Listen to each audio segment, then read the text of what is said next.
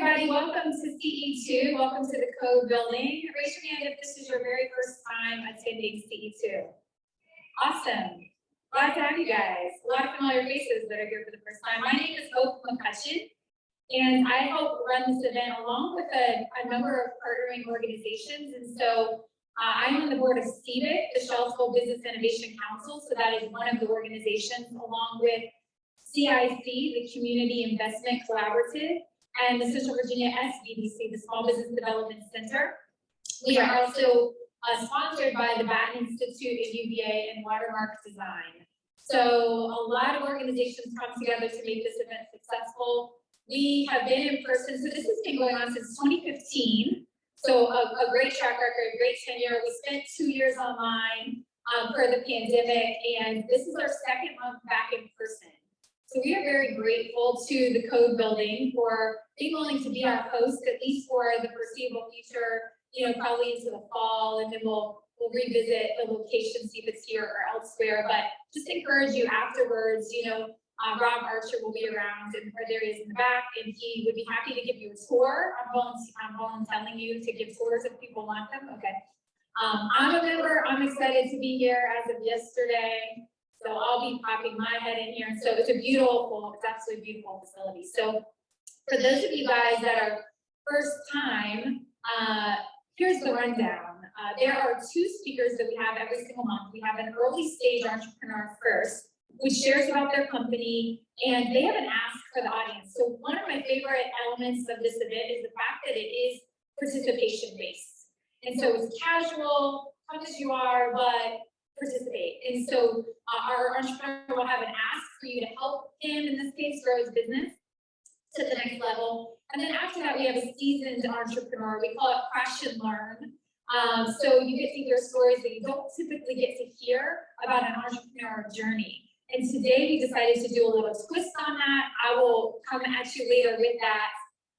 But we can go ahead and get started. And we did decide, starting this month, to make this a hybrid event. So for anyone that either can't attend in person or you're just not comfortable attending in person, there's a separate registration on Eventbrite for the Zoom link for virtual. And so you get the Zoom link and tune in that way. You want to tell your friends or whatever. And so for those of you guys speaking, it is right here in front, the Zoom is. And so if you can stay in the camera, that would be amazing. And you can see it, so you'll know if you go outside or not. But the people online would appreciate it. We are recording this, and we do send it out on social media afterwards as well. So hopefully you love it and come back and bring it. So go ahead and get started. And then we do, depending on when we end, we'll have 15, 20, 25 minutes of networking on the back end too, so you can continue to meet and greet and whatnot. So, all right. So I would like to introduce our first speaker. I probably don't even need my notes, but I'll grab them anyway, just so I don't forget something important. Matt Harmon with Harmony Wine is actually Charlottesville native. He has a marketing background, and he started this company. So this is a company he already had the idea of. He was wanting to move forward, but just didn't have that nudge until the pandemic happened. Got laid off from his sales job, and that turned out to be really a blessing in disguise for him, because it was exactly what he needed to start his company. And he wanted to defy some of the perceptions around who does and should be drinking and making wine. So I'm really excited to have Matt come share. A fun fact about him is he loves quantum physics. So this is a very dynamic individual. Please help me welcome Matt Harmon with Harmony Wine.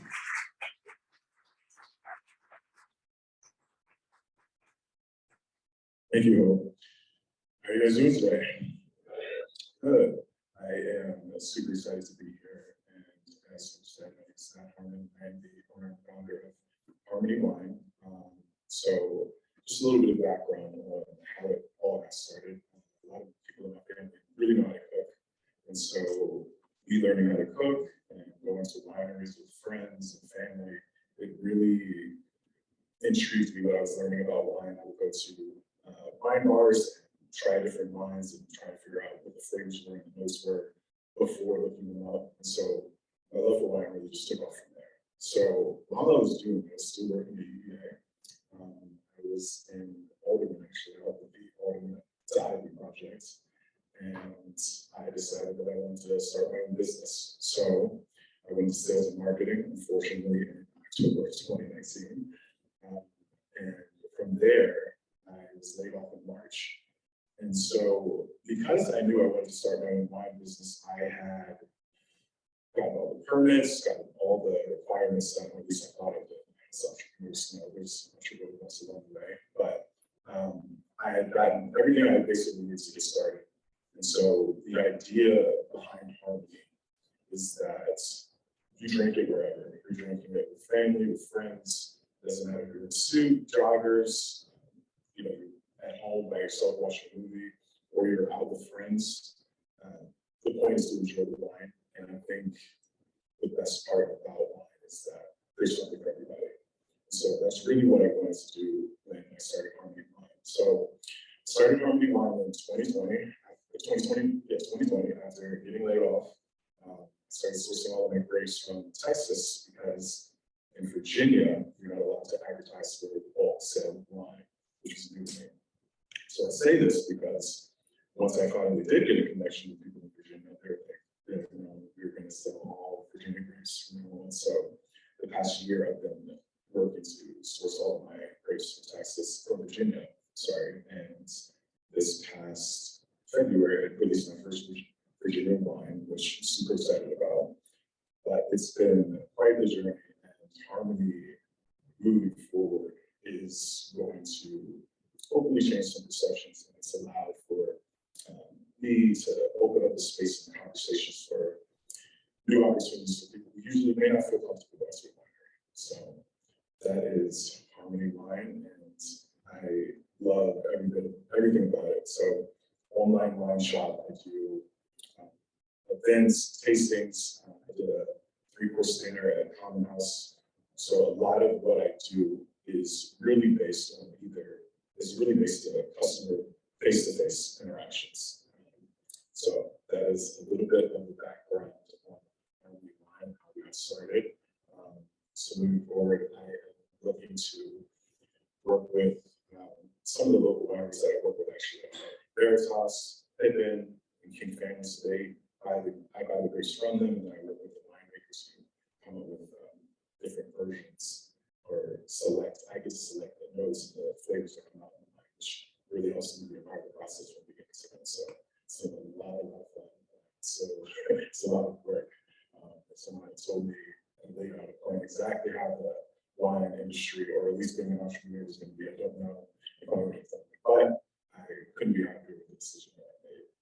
So one of my asks is, currently I would like to be able to scale the business and get more exposure. So for me, the way that I do that currently is I throw events, I do tastings. Those are the avenues that I've done. For me to go national next year, when I want to, what are some of the ways that you think I could gain more exposure, more scalability at a level that works best for a company like mine?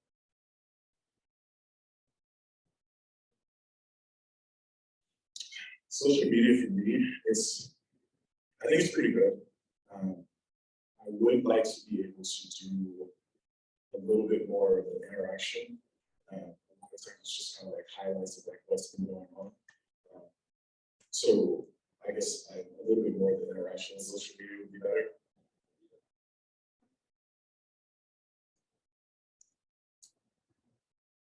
Okay.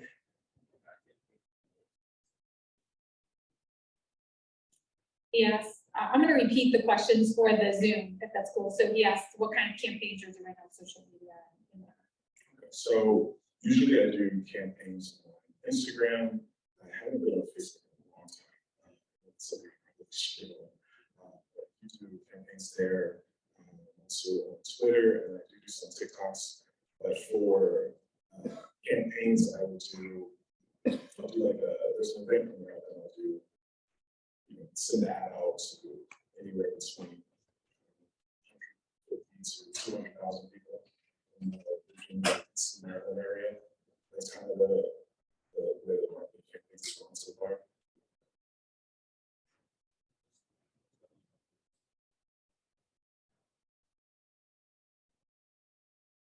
Yeah, I appreciate that.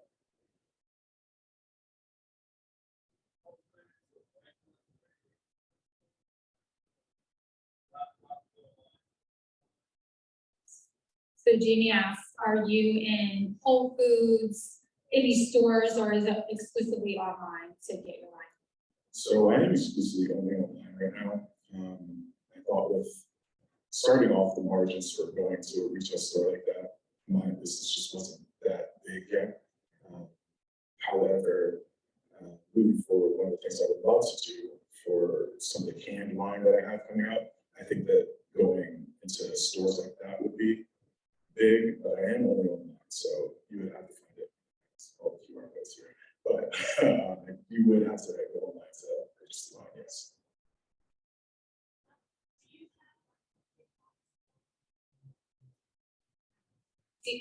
Do you have box lines? I don't actually.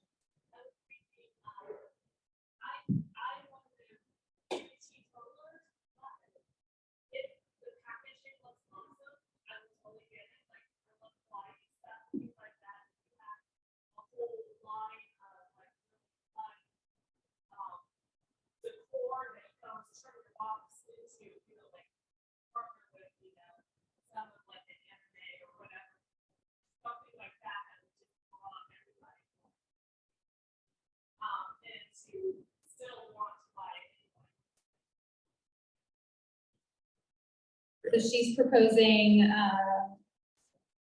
really an art behind the packaging and whatnot. I think for me, I've been blessed to be able to find graphic designers who can draw. I don't have that kind of artistic element, but that is definitely something that I would look into. I think expanding the brand to make it approachable, and also inclusive and exclusive at the same time is something that people love. Everybody's feel part of something, and then also feel like they're the only ones who have it. So finding that sweet spot is something that I'm looking at. So maybe that is something I can look at. So I was just looking, I don't know if this is your site or not, it looks pretty good, but do you have an affiliation with Boys to Men? I do not actually. So funny story. I am actually happy that I did all of my permits and paperwork and everything years ago because I had the name and copyrighted and did all the stuff I was supposed to, trademarked it and everything. And they started their business last year during COVID. Thankfully for me, I had all the paperwork done. But when I reached out to a lawyer, he said, well, their says a mess. They're just harmony lines. Yours is a line. It's not really gonna. So I was like, wow. You should restate your ask too. Oh, yes. So my ask is, how can I scale and gain exposure through doing things other than the events that I'm currently doing?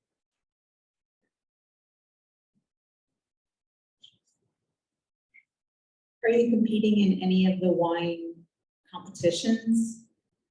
So I'm actually hoping with this year's grapes that I purchased that I will be able to submit my wine for next year to the governor's stuff. So I'm excited about that. Hey, thanks for doing this today, and great to hear about your business. I'm excited to be of some help for you. The one thing I was considering when you were saying wanting to get more interaction, one of the things that I try to do on social media, and I found that a lot of people find success in it as well, is really identify those key players and constantly be commenting, engaging with their conversations. You know, you have these other wineries that you might work with already. They're putting out stuff, they're engaging with their community. Kind of put yourself in there and be active with these other folks who have big audiences already. That can really help you in a couple different ways. Engage more of that audience, but also encourage more partnerships. If you're constantly showing up on King Family's social media page and adding value to the conversation, the other vineyards are going to notice, and it might just open a lot more doors for you. We can chat after. I can point you to a place where you can find a good strategy on that if you'd like to. Yeah, definitely.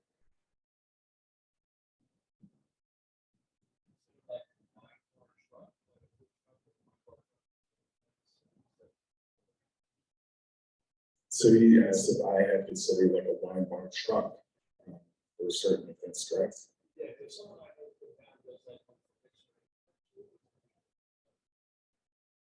So I have thought about doing a wine truck. I think my biggest struggle for that is the ABC compliance levels of moving alcohol. And wine is a little bit, is a lot stricter than any of the other spirits. Beer is a little bit easier to do that with. I'm not quite sure about wine, but it has been something that I've thought about. It may be another avenue that I can look into and see if I can partner with someone on that. And maybe there's a way for me to not have all of the ABC filings and things that come along with that. Matt, I have the other microphone, so I'm just going to speak up. By the way, on the van thing, there was somebody who actually presented at Ce-2 that actually does that specific thing. I don't know if you remember who she was, but she visits, she goes to events on behalf of brands and has a beer. She does mostly, but she could do more as well. Do you know what I'm talking about? I actually think we were in the same CIC class. Okay, very good. So, okay. But what I was going to suggest to you is wine is all about, I would ask you to step back just a moment and think about how to scale your presence by remembering that wine is all about story. I mean, yes, there are winemakers that are very distinguished. They've been long-time winemakers from Europe and California and whatnot, but it's all about story. And I would think about someone that you can partner with that amplifies your story outside of wine. And maybe partner with them, whether it's promoting a lifestyle or promoting an event or something like that. So I would try to think about who's out there already that you would complement that's telling a similar story that you're telling. Yeah, I like that actually.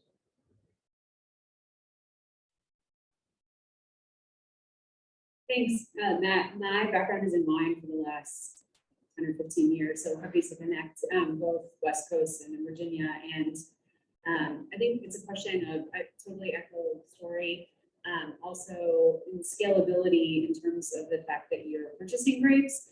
You want to be careful that your idea for going national can backfire potentially if you don't have the grape and vineyard sources to do that. So sort of understanding what you want to grow to and what that kind of piece count looks like for you. And then perhaps thinking about saturating the Mid-Atlantic market. The Virginia industry is so collaborative and supportive. The Virginia Wine Board, there are a lot of opportunities to kind of share your story through the lens of their work and kind of piggyback on that work and their storytelling for the region.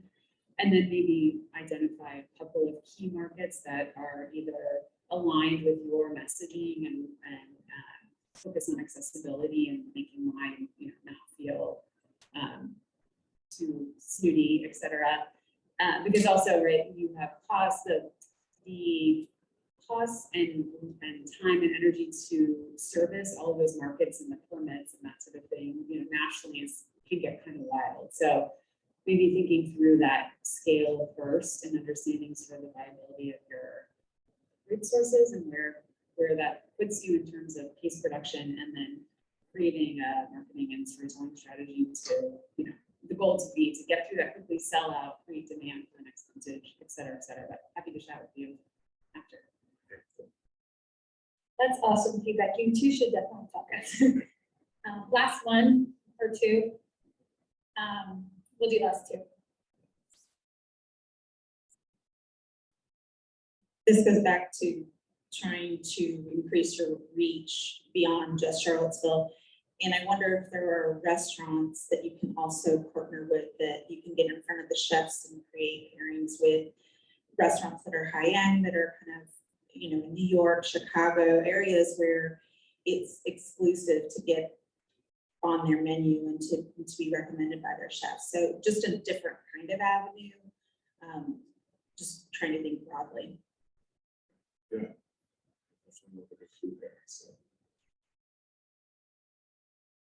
Hi, also, I was thinking, I'm a digital marketer, so I look through that lens for everything is digital. And so I also was looking for your website, and I wondered, if you don't have a website, why not? If you're going to be a sort of e-commerce or looking to expand online.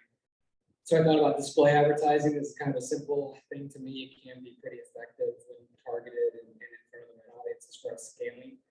Another thing, I was recently talking to somebody, I like the idea earlier that Russ was saying is finding influencers locally and then hosting an event, inviting them to something where they could get to know you personally and get to know the wine. And so trying to find maybe the top 10 local, even influencers through social media, et cetera, invite them to an event, wine them, dine them, and then, you know, try to get them to post and start to share your content. So those are some ideas.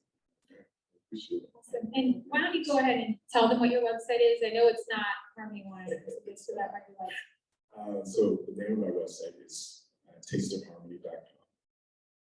All right, tasteofharmony.com. And at some point in the future, will make a slide, so people's contact information can be up there, but what's your email? Right. Yeah, I'll totally take a volunteer to make that slide for me with our partners and then editable for the speakers. So then my email is also tasteofharmony@gmail.com. All right. Awesome. Thank you so much, Matt. Thank you. Yes. All right. So that was awesome. I am excited to present our next speaker, our Crash and Learn. So David DeVito is who we're having next, and I've actually had him speak before. We have had him speak before as a Crash and Learn speaker, and he is back with some friends. And just a little bit, maybe speak to the wrong camera.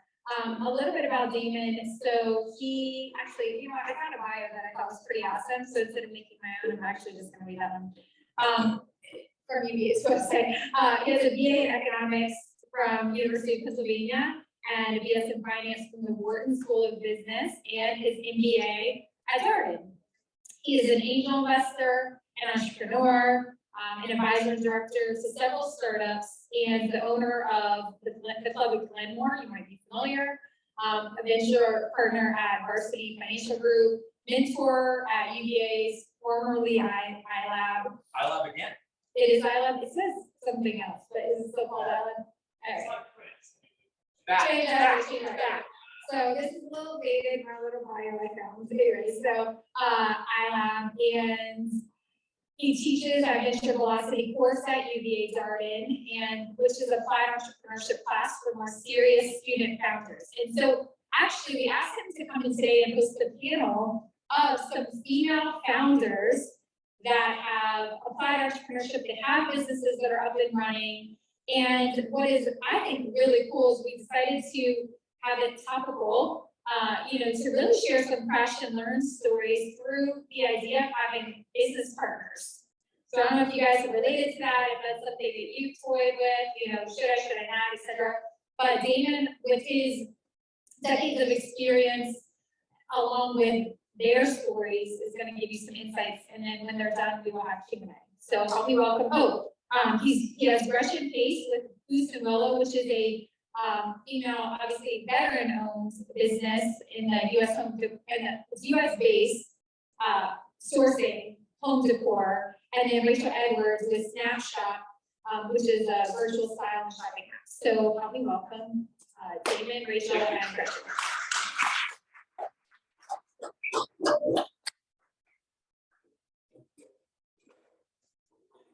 Closer might be moving up. Might be. Yep. Okay.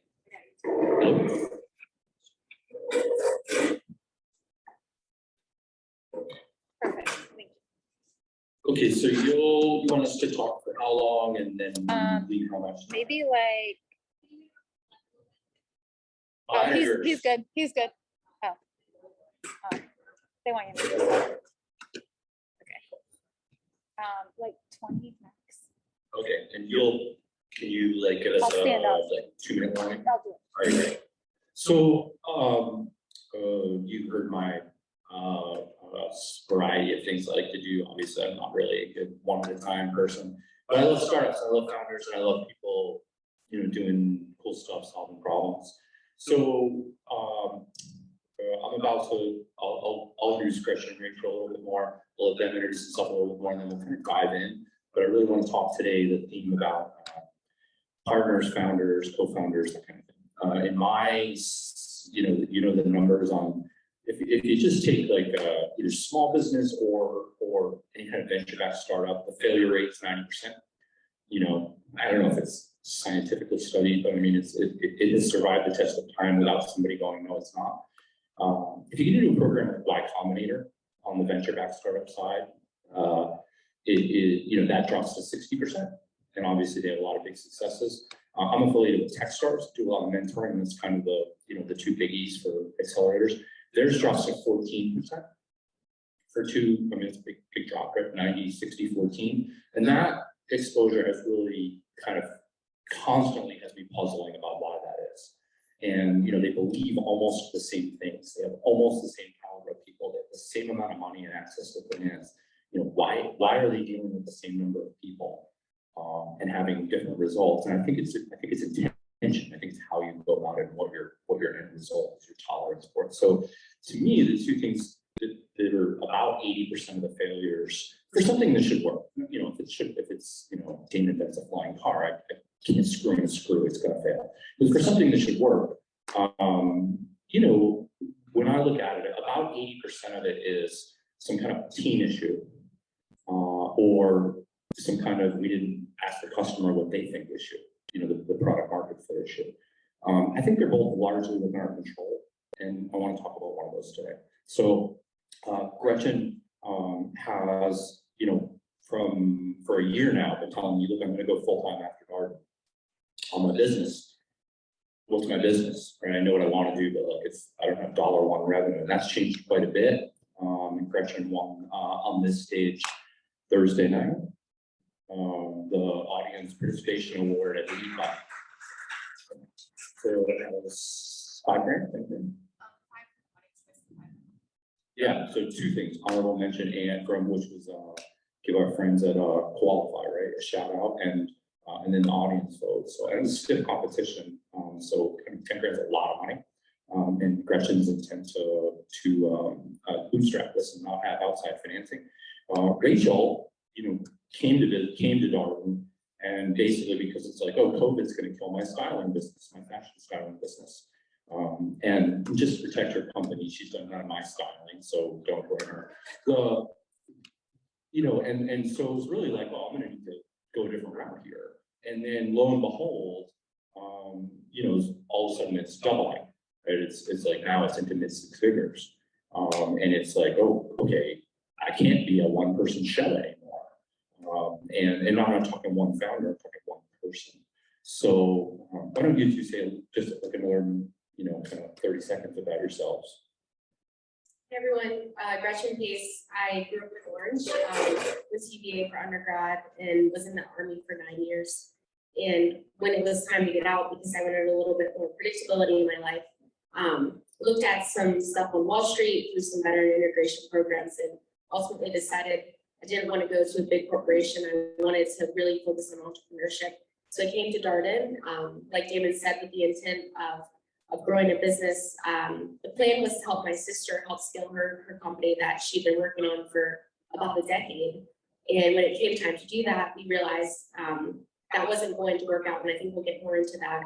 And so I had to do a lot of thinking and searching, and ultimately landed on Houston Willow and dug deep into who I was and like what I really cared about. And so the whole theme of the company is celebrating America through better artwork, helping with a bipartisan effort to reshore some of our manufacturing, kind of countering the really polarized narrative that's going on, unfortunately, right now, and trying to focus on what brings us together and celebrating the things that make America wonderfully unique.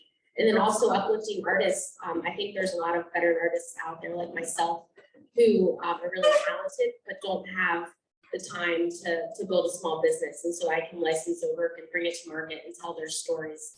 Just build a really positive brand community around Love of Country. Hello, everyone. Rachel Edwards, founder of Style by Rachel, which is my fashion styling and consulting business since 2018.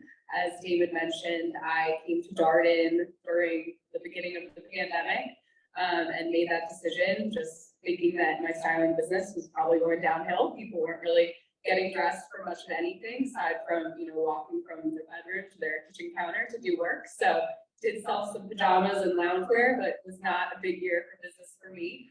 And had been thinking about an MBA for a couple of years. So it just seemed like a natural time during the pandemic to do that.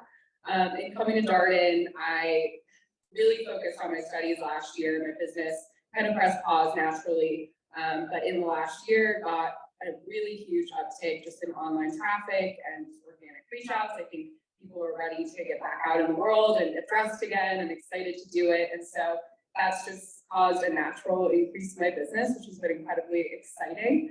And to Damon's point, it's now at a place where I cannot handle it all on my own. So I think we'll get more into the co-founder and bringing on additional members of the team in our conversation, but that's kind of the inflection point that I'm at right now. And Snapshot is actually the tech side of what I am currently also building out to try and automate some of what I do and really just democratize styling for people so that someone who maybe can't afford to hire me one-on-one to work with them can actually use this app to shop and have a curated selection of clothing options selected for them and figure out, what goes together and be able to just get dressed on their own. So that's awesome. Yeah, awesome. By the way, if anybody's seen the Tony Hawk movie on HBO, Till the Wheels Fall Off, gotta see it. The Bones Brigade equivalent at Darden for women founders is called KPI Club. Formed it a couple of years ago. These two women are representative, and I mean, we're gonna have 5 businesses, legit, 4 full-time, 1 not because of immigration only, launch. And 2 of them have mid 6 figures of revenue. One's actually pumping on $1 million, and 2 are going to raise. One's going to probably get into a Techstars or a Y Combinator program. That's like off the charts for a school that is as small as Darden, and generally, the money's all in consulting. The gravity is all consulting investment banking. So you've got a lot of good people over there, Jason, with the incubator, at one of them. But I mean, I'm really proud of like these. They do a bi-weekly mastermind. It's just like, let's go every 2 weeks, and it's really working. I mean, Rachel's ineligible for the ECOP because she has too much revenue, and she was one of 3 women that are in this situation. I'm really proud of it. So anyway, let's jump back. You hear it, like, gotta have 2 founders, salesperson and product person, like, gotta have that, right? 5's too many, 3's okay, 1's not enough. But in reality, there's people out there who are happier alone, and there's people who are happier having help, but it's not constructed that way. In Gretchen's case, we were the first, we're on kind of iteration 3, and the business is evolved a little, but it was always very similar to what it is. But the partner situation was very different, right? So I remember how excited you were, to do this with your sister and to take what was kind of a 1 retail operation and then grow it. And then we were spinning our wheels, right? And like, talk about that a little bit. So last February, I put together an application for the incubator program that Jason runs. And dug really deep into the questions that were asked on, what the business was, where we were going, what the vision was going to be. And I was working with my sister to do that. And we got invited to make it to the next round and pitch the company. And within that 5-day time frame, my sister and I had a lot of conversations, and we realized that we had spoken about this for several years and kind of dreamed about it, but when it came down to the details, it wasn't necessarily something that we were ready to do together. And that was really hard because my sister's like one of my best friends. We would talk every day. And we just realized that she had a vision that she wanted more work-life balance. And with my vision of trying to make this a national brand and a global brand with her product line, it just wasn't going to work. And she put 9 years of her life into this. This was her baby. And I think it was just that time to kind of pivot and change the way she was doing operations, and she realized she didn't want to. And that was really hard pull for me to swallow. I was wondering, like, is it Tearful heart. I mean, like, yeah, oh yeah, I was like crying for days because I was so excited to do this with her. And she was crying too, like it was very messy, but we were very gracious towards one another. It was just that we had different visions. And so, initially I'm like, oh my gosh, like, is this personal? But it wasn't personal. It's just, we had different visions for where we wanted to go. And so we worked through that. And then I had one of my best friends who was with me at the time. She's also a veteran. We met in Korea. We worked together. And we were on a trip when all of this happened. And so she was like, hey, she saw how devastated I was. I don't cry like that. And she was like, oh my God, like, this is going to kill Gretchen. So she said, let's do something together. And I'm like, okay. And so no thought behind it. I just know I really like her. We really trust each other. But she's a trader at Goldman Sachs, so she's very busy. So we pitched, and we didn't really have a cohesive strategy because we put the pitch together in about 5 minutes, or an hour actually, prior to pitching Jason, which was a surprise because he was expecting my sister, and Renee and I got up there. So we didn't have a cohesive strategy, but we didn't make it into the incubator at first, but we kept working. And then we realized that Renee's full time at a bank, and she doesn't necessarily have the time to like build a brand community, which is kind of what I wanted to do. I didn't want to just be in the business of selling products. I wanted to like kind of be a little bit bigger than that. And because of these things that I really care about, I wanted that to tie to the product line. And so we had a lot of conversations, and eventually she decided like, hey, just do it on your own. Like maybe eventually we'll work together again in the future, but no hard feelings whatsoever. We still talk all the time, one of my best friends of all times. But yeah, I mean, that was difficult as well because we rushed into it.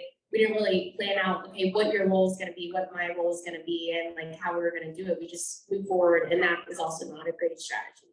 yeah, and we could talk in questions if you want about like how, boundaries, communication, whatever, but it's, these things are going to not work out sometimes. The stats are the average. I know this isn't all venture back, but it's just where the data is for me. The average venture-backed startup in America is going to last 1 year longer than the average marriage in America. So, if you meet too often you meet your partner on the first date and propose in a startup, which I hope people don't do that in their social life. But, this idea of dating and, you can sense sort of a rebound partner in this, right? Like this idea of slow down, right? Like there's an artificial deadline out there and I need to show up to the meeting with a partner. We all fall, none of this is criticism, like we all fall into this, right? And sometimes you end up with that partner for 10 years. If you sign a piece of paper or you papered with your partner, the middle partner, and you were like, okay, great, we have an email that says we're not working together, whatever, right? Monster. And so that you show up later trying to raise money or strike a deal with a department store or something, and you've got something like that lingering, and sometimes that person shows up and says, well, I worked on this too. I have intellectual property, I sue you. And that just shuts everything down. Nobody wants to be in that litigation crowd and cloud. And so, Gretchen has navigated a difficult path, but from it, isn't run, she's running around growing like crazy, growing over 20% a month, right? Yeah, 25. And so very, very comfortable, but I can do this alone, right? You don't come running, and say, I need a partner, but I have a feeling if it was fun, you have a nice conversation. And Gretchen's been unbelievable at like incorporating those learnings and then continuing on. Is that fair? Yeah, I would say, I think I was really scared to do it on my own. I didn't know that I could, and I didn't want to, I didn't want to do the artwork. I planned on scaling my sister's artwork because it's incredible. But then I found myself doing the artwork because I had to.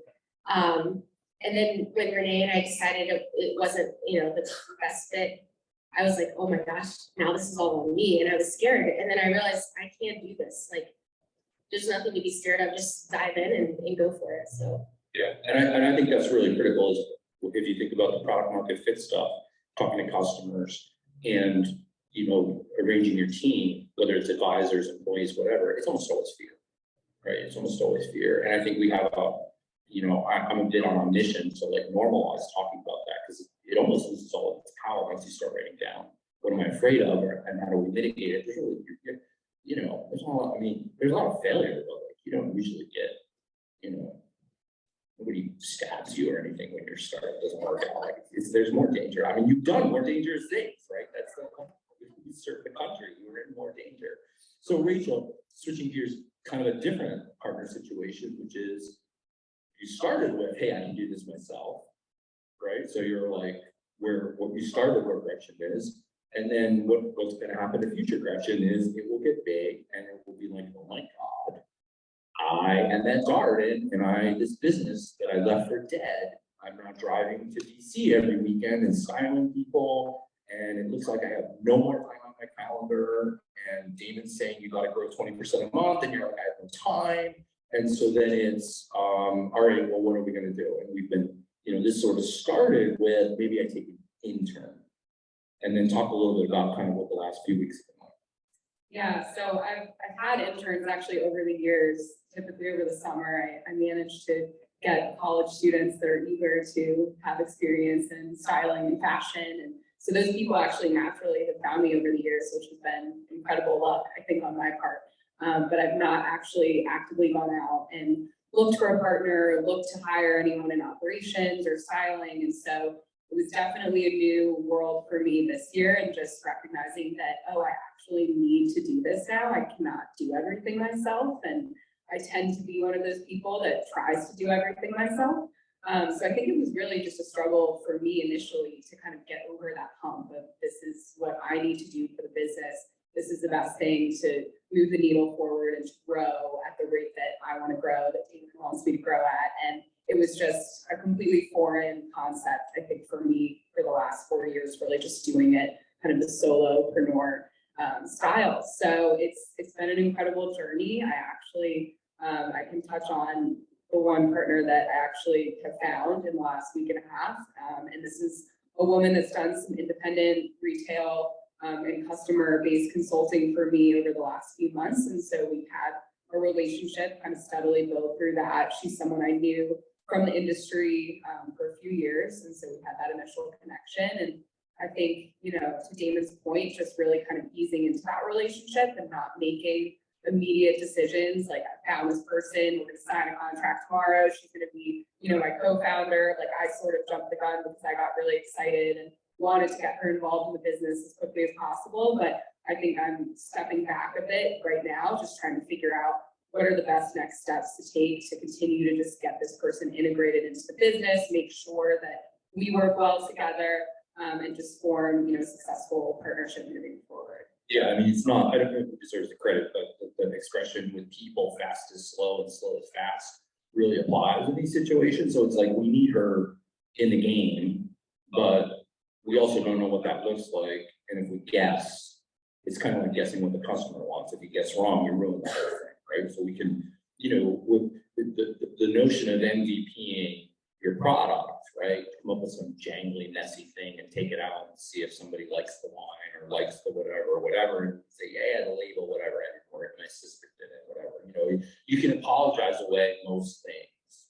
But if they like the one you're embarrassed of, it's conventional wisdom now that product is good. Let's keep improving it. Let's not, spend $1 million before we take it to customers. And to me, I like MVP relationships. I think it's what dating is, right? And so here you've got somebody that has a long history with, and the temptation is to say, man, I really need somebody to become me so I can elevate myself. But the reality is, if you just say here, it's a thing that has your name on it, that you took years to build up, years to meet all these people, all the yeses and nos that you never wrote down. They're going to walk in and have their own frame of reference. And even if you see the world the same way, they're going to move something and you're going to be unhappy with them, right? And so we've talked a lot about, we were talking last night about, this is when you have to do some boring stuff, like write some stuff down, right? Like, here's a list of the people we work with, never talk to these two, right? Or if these three are upset, like you don't talk to them, you find me. no matter where I am. And that's hard, right? When you've been the solo. But I mean, if you're not, I mean, the difference between, I don't love the expression lifestyle business, but the difference between a business that's going to be fundamentally small and a business that's going to be, you know, potentially limitless, it's not usually the product, right? I mean, Chipotle makes burritos. I mean, you know, and food trucks make burritos. Why does one top out at a certain revenue and one have like unlimited amounts of revenue? You know, one has decided they wanted to be bigger, and so they let go of, well, we have to have, you know, Josephine make every burrito with chorizo in it because she's the chorizo queen, right? If that was it, thered be one Chipotle, right? And it would really only be good when Josephine works, right? And so, you know, they've decided, no, we want a bigger ceiling, and then we have to give some stuff up. And we have to sacrifice some things, and we also have to standardize some systems. But if you're a chef, you know, in one restaurant, you don't have to make that choice. You can say, I want to have the best restaurant on the planet. I don't need French laundry, and you can make a reservation 6 months in advance, and you know, to look at the table, right? There's nothing wrong with it. But I actually being deliberate on knowing your client, and a lot of times you don't know what they want, right? A lot of times you don't know what they want. There's all kinds of stuff where it's like, I don't know, what is this? And people will say, I mean, we got some people that did Claire in class a couple times ago. So I don't do this. I have customers, I just look there. And then she got some love and was like, okay, now she's at Techstars Austin, and now she has 2 venture capitals fighting over her, and now she's growing like crazy and turned it into a technology company. And so it's, I think you got to keep an open mind about that. But I think you're now in this stage of, okay, what are we to each other? And talk a little bit about, you emailed me yesterday and said, okay, she says, yes, I want her.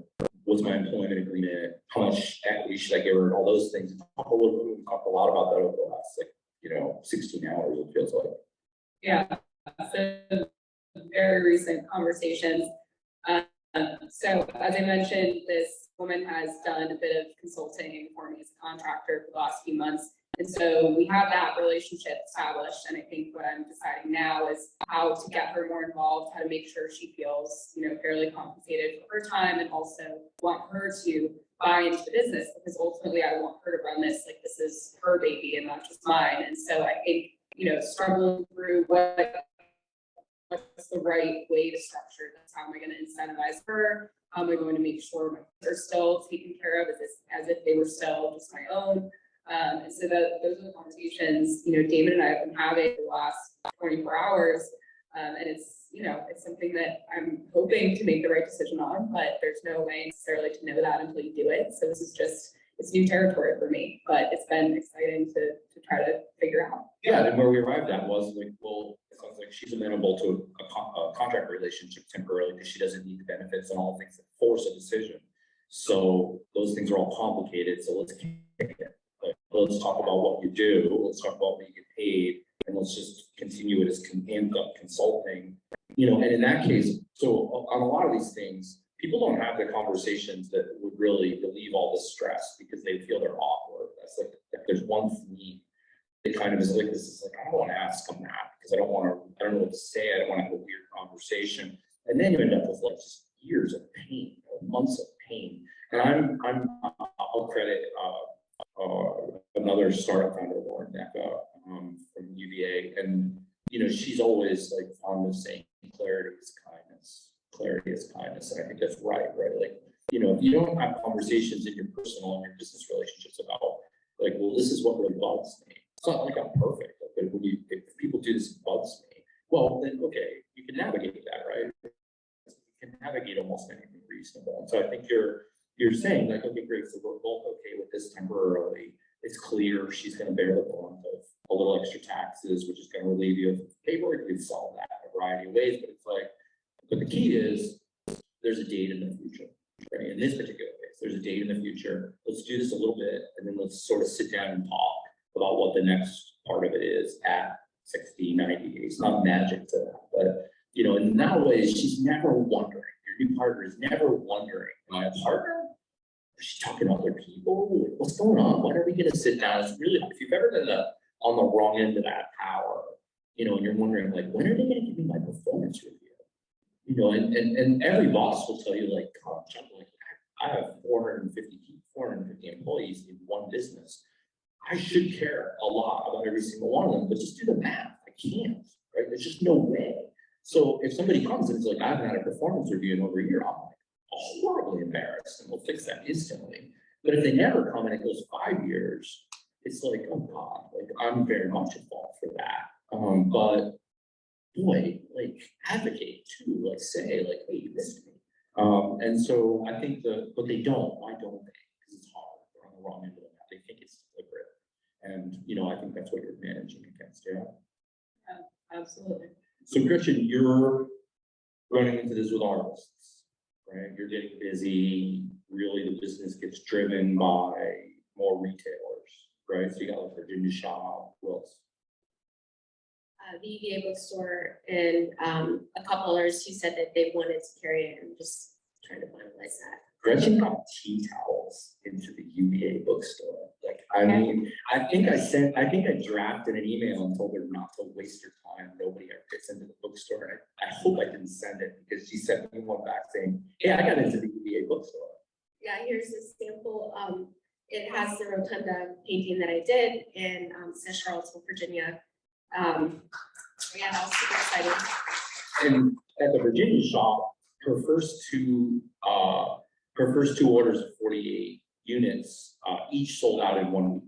So you don't know what'll happen at the bookstore, but if there's sell-through at the bookstore, you start thinking, wait a minute, every campus in America has a bookstore, and every campus in America has an iconic building, right? So I mean, like, this just changed, right? This just all of a sudden opens up this whole new market, which also then brings back to people. You're just one Gretchen, right? So if you have to chase those sales, if you have to do that art, all of a sudden you start to become the food truck, right? You start to become the chef in one restaurant. I know you don't want that. So here you are with, man, the art is so important, it's so critical. You are a good artist, but that's the obvious thing to lighten up on a little bit. We've talked about this a lot, right? This hasn't been easy. Talk about where you are with it. Yeah, trying to think the best way to start this. So I never, like I mentioned to begin with, I never wanted to do the artwork, but I found myself having to do it because I wanted to be in this space and I wanted to keep going with the vision. And so I started doing it, and I am, like, luckily a talented artist. I had an incredible teacher growing up. And I think, like, growing a business is kind of scary. So there's been a lot of, like, hurdles I've had to get over, but one of them is like, okay, I can paint this and I can bring it to market, but how do I involve other people? And being as small as I am today, like, pay them fairly and ask them to collaborate with me when I'm really not offering a lot to them. But what I realized through conversations with Damon is I am offering something to them because we can post about each other on social media and you get the flywheel effect going. So it's that free publicity that is really beneficial at this point.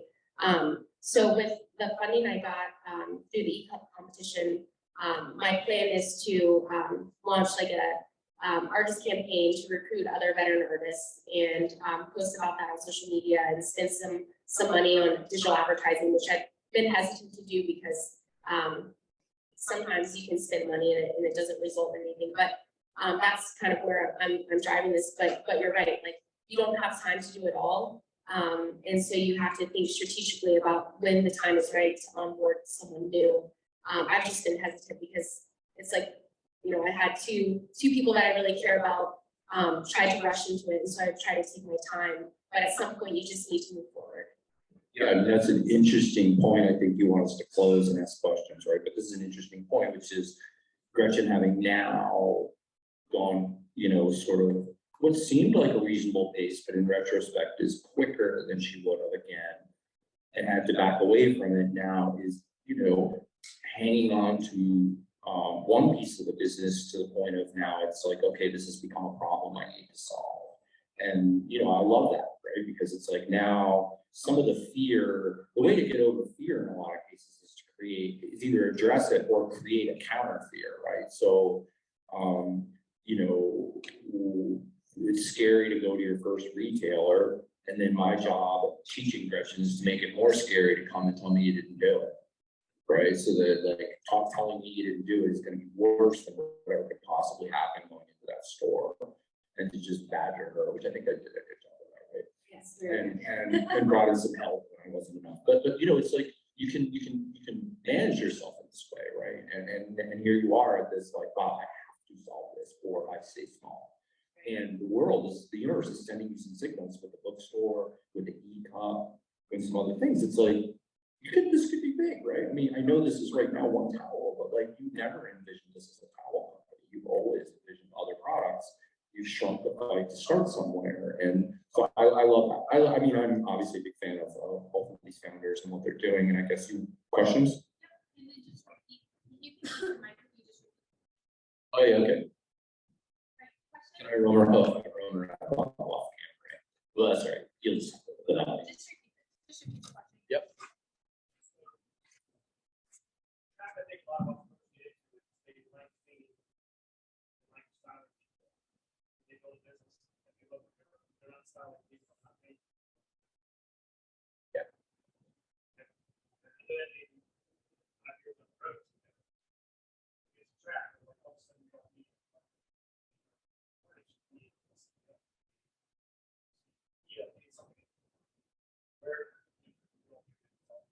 Well, I'll kick it to Rachel. So the question is, this issue of, you get yourself into a trap where you started as the chef of your business and now you're not cooking food anymore, right? And I use chef because I use it universally. Also, all businesses is the person that won't leave the stove as the chef. Nothing wrong with that as long as they don't think they're going to start a chain because they can't. They're self-limiting. So, Rachel, I guess I'd point it to you because here you are facing that. Right, you're about to talk to someone and say, okay, here's what you can do and can't do. And if you hem her in too much, that was a fashion pun. If you hem her in too much, she'll not feel like part of it. She'll feel like an employee, she won't buy in. If you turn over everything, in addition to whatever scary that is, I think your point is, hey, you used to have fun doing this. Now you're going to be the face of the brand, but maybe you don't get to style people. How do you think about that? So I actually feel like for me, it's coming at a good time. I've styled people for over 10 years now, for them being in my own business. But I think my ultimate goal was never to do that forever. I think, I see a future for the business now, especially with the growth we've had in the last 6 months. And so I think it's almost a sign from the universe to me that it's time for me to take more of that CEO role and bring someone else in that's going to run the day-to-day operations and hire additional people to do the styling. So I think it's really kind of this natural turning point in my mind right now to be able to put on the CEO hat. But it is definitely a transition, and I think it's taken me the last year to really get comfortable with that. Yeah, I'll add something that generically, one thing I see some people do is, and I guess I've done it myself a little bit, is there's certain parts of the business where you connect with a customer or something, or whatever the chef part is that you love, is, allow yourself 2% of your time or something, even if you're supposed to be the person in front of TV cameras or meeting investors or whatever. Go be a chef for a minute, go cook for a night, right? Remember, we'll get that, it'll help you be better at your top job. It'll make you a better owner. But, get in there and remember what it was like. It gets your juices flowing, right? Get really close to that customer again. I love that. And I would always urge everybody to, you don't have to be 100% out. Who else?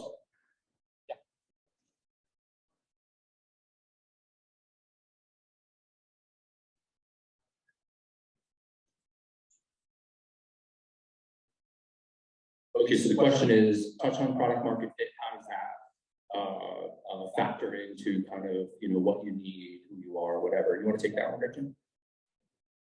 Yeah, so I have a really good story to kind of answer that question. I was never intending to paint any buildings, but when I sold my first product to Virginia Shop, the owner said, hey, if you could do the rotunda, it would sell really fast. And so I did just that.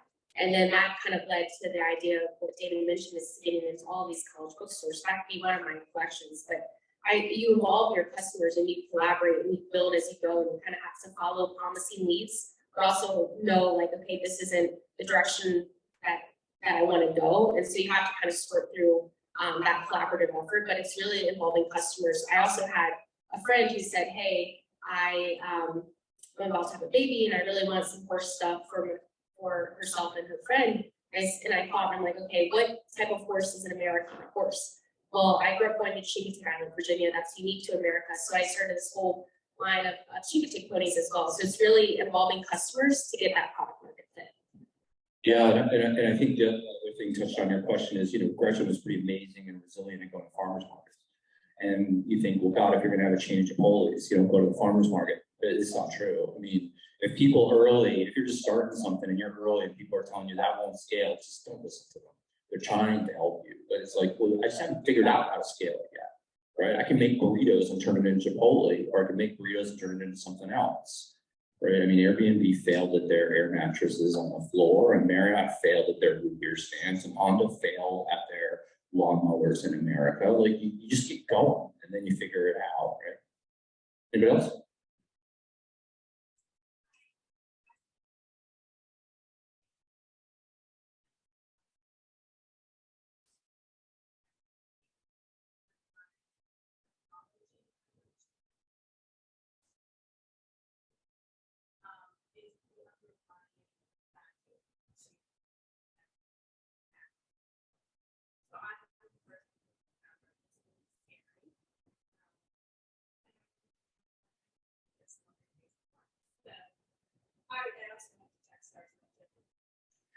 So, it's a small world. I yesterday was mentoring in a Techstars Australia program with a founder in London who has a company called Harmonious Flow, FLO, and she has a menopause coach app that she's trying to get off the ground.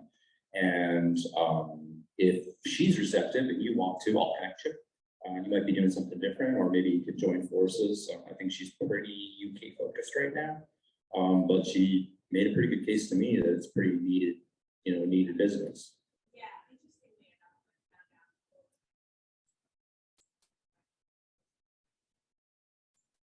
That you can sell one.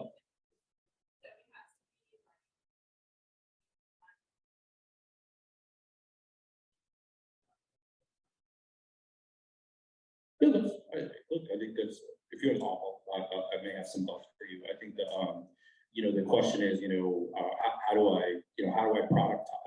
how do I productize or grow into a tech company, something that is, not a tech company? That's what you're doing, Rachel, right? I mean, you've got this whole other business. I think 20 seconds, according to host posture. Okay, well, the fast and dirty version is touching on the product market fit too. I had customers kind of come to me asking, oh, would it be great if, if I can't get in touch with you, or I need to look something up, that there's an app that I can do that for. So it sort of was born, Snapshot was born out of that idea. And I struggle with the same thing, looking for technical people, but ultimately I was able to kind of, go on Upwork, hire someone to build the wireframes, learn how to use Figma, have some people help me prototyping. So learning a lot about the technical process myself, just to also understand how to have those conversations and find the right person. So I think that's the stage that I'm at with Snapshot, but it's, happy to talk. Yeah, don't feel alone. There's a lot of people that have gone through that and then said, oh, I don't like the tech after all, and gone back. There's plenty that have pushed through it, and I can think of a couple others. And your business will be unique, but the challenges are patterns. Yeah, okay. Hey, so before Hope grabs the microphone, ask for something. If anyone knows a purchaser from Barnes & Noble College, I would love to have that connection. I would like to get the towel and all of the college businesses across the states. But if you also know a store owner in Charlottesville who would like to carry my original towel, I would love to connect with them as well. Probably any Virginia shop like retailer anywhere, really, right? Okay. Anyone needs help styling something, has an event coming up, let me know. I also have a prototype of my app that I can show you. So if anyone would like to test that and give feedback, I would love to receive it. So come find me if you're interested in that. And to be clear, half the audience is not excluded. A good chunk of Rachel's clients are YPO male tech founders, and they've invited her to the YPO incubator. Yeah, okay, let's hear it for them. you guys want to each spell your email address real quick first, or wait for them to contact you? Yes, sure. So I am Rachel, Rachel, at Style by Rachel, DC, for District of Columbia, .com. And you can find me at www.gooseandwillow.com. And I also have 2 samples I'd love to give out. So if you're interested in receiving one of them, just come find me. And I have some stickers with the Goose and Willow logo as well that you can put on your water bottles. And if you can't find them, or you want to talk to anybody else that I've referenced, or you want to just chat, I love talking to startups. I'm Damon, Matt Damon, DAMON, Damon at virginia.edu. Thanks so much. Awesome. Yes, thank you guys so much. This is great. Did you guys enjoy that? Yeah. All right. So if you have more questions or whatever, there's the contact information to reach them. We're going to go ahead and wind down. I like to leave a couple minutes to just chat after because we're only in here till 10. So real quick, we're going to do announcements. We're going to start with our partners. So we can start with Civics, since Tracy's right here. Charlottesville Business Innovation Council. We'd like to share. What we announced real quick is you can be thinking, is any upcoming events or if you're hiring. So upcoming events or if you're hiring, you can share. Thank you. So I'm Tracy Green with the Charlottesville Business Innovation Council. We're the technology council, been around since 1997. We convene, see on our poster here, we convene people and possibilities and ideas and entrepreneurs and founders at events like this. So we have another one coming up tonight. It starts at 4:30 in this same space. There's about 140 people registered. It's called Community Capital, and you're going to learn about the WeFunder platform, how startup companies can actually raise money from everyday people like us, not just accredited investors, how you can potentially generate your own wealth. It's a little bit of democratization of wealth. So being able to use the WeFunder platform to invest in local companies. So we have 5 companies that are going to be presenting this evening. If you haven't registered and you want to, go to cvillinnovation.org and follow the links to the Eventbrite and sign up. We'd love to have you back here at 4:30. Also, Civic is a nonprofit, and we raise money in a number of different ways. One is our Civic Awards Gala, and it is coming up on May 26th. I want to see all of you there, supporting entrepreneurship and founders and meeting, connecting, and celebrating the good work of 9 different award categories. We are about to announce our finalists. This week, you'll see an email from Civic. If you're not on Civic's mailing list, make sure that you register at cvillinnovation.org. Sign up, you get our emails we send once a week that has tons of information about what's happening in the ecosystem, everything from founders and entrepreneurs and startups, anything in that realm. We partner with a lot of our organizations like CIC and the Central Virginia SPDC, some of our partners for CE2, and they're here to talk as well. May 26th, Civic Awards Gala. Register. Oh, and the early bird deadline is tonight at midnight, so make sure you grab your tickets. Awesome. Thank you so much, Tracy. All right, let's have Hannah deal with the CIC Community Investment Collaborative. Speaking of CIC, I'm with Community Investment Collaborative, and had a couple of people ask about what CIC is earlier. So CIC is a nonprofit that helps small businesses and entrepreneurs. We are just a couple blocks away, very convenient for getting here for CE2. But we offer microloans. We also have an entrepreneurship workshop that we offer twice a year, 16 weeks, pretty intensive. So if you know anybody who might be interested in that, or if you're interested yourself, we have more information on our website. We also do mentoring. We work with SBDC. Greg will be talking next about SBDC. So we've got quite a few offerings. We have a collaborative space as well if you're looking for somewhere to either rent out conference rooms or to work a couple of days a week. So if you would like more information on any of that, you can go to our website or email me at Hannah, HANNAH, at cicville.org. And announcements, you probably know that the Tom Tom Festival is this weekend.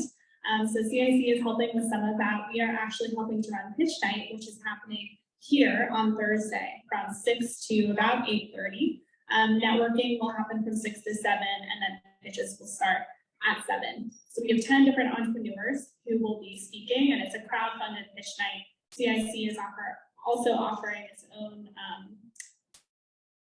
reward as well for the person, the winner. We've got first, second, third place, I believe. So if you are looking to spend more time in the code building, listen to some local entrepreneurs, and just kind of meet some more people here in Charlottesville, it should be a pretty good crowd. There will also be, I believe the wine bar will be open. There'll be cocktails afterwards. So if that sounds interesting, you should attend. And we are also helping to run the farmers market on Saturday. So we'll have a row for CIC Showcase, and that will be happening from 8 to 12. It's in the same place as the Charlottesville City Market. So in the Water Street parking lot, just conveniently nearby. So if you have any questions about any of that, you're welcome to come talk to me afterwards. Thank you all for being here. Lots of really great events happening. Greg Durazio with SBDC. Thank you. Yeah, I'm Greg Durazio, the Assistant Director at the Central Virginia Small Business Development Center. CBSBDC just rolls off the tongue. CBSBDC. We are funded by the SBA and the localities that we serve. That gives us our budget gives us our people, and our people are here to help with your partners in business. We level the playing field for small businesses at all points in the growth cycle. The two main things that we do is we offer one-on-one advising, and then we have trainings. We do approximately 80 trainings and workshops a year. On the first one, I want to let you guys know that we've added a ton of contractors in specialty areas in the past couple of weeks. Really over the past 6 months, we've been growing. So now we're up to more than a dozen advisors. I guess the full advisor number is probably more like 14 or 15 at this point. All of these different specialty areas. So you need somebody with QuickBooks, you need somebody with experience in marketing, you need somebody with particular types of help. We're going to be able to match them up with you. So that's been great that we've been growing in that way and offering even more. The other thing I want to let you know is we're starting our founder series trainings.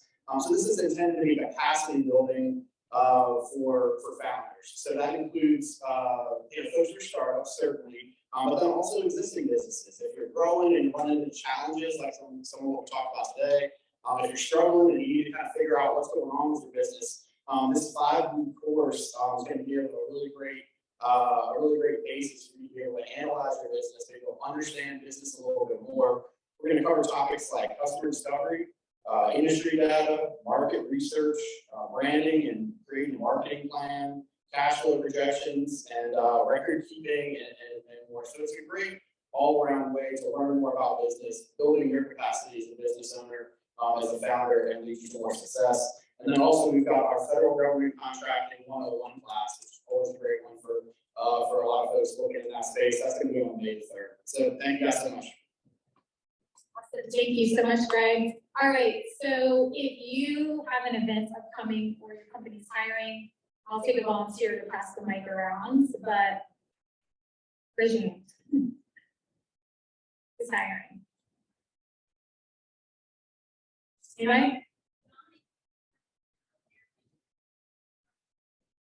Okay. So Dominique, who was here earlier, is looking for a CTO. Co-founder. Okay. So find Tracy here. That should connect you. Anybody else?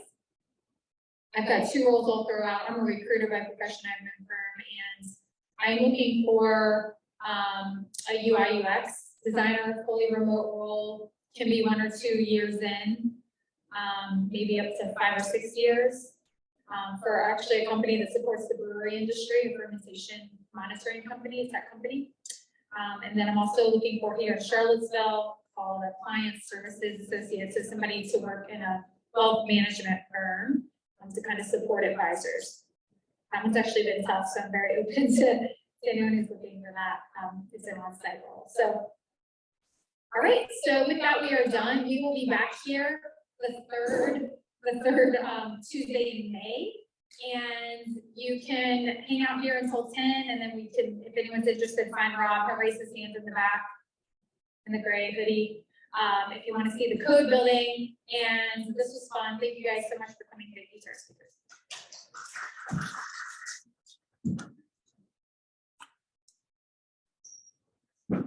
Craig, you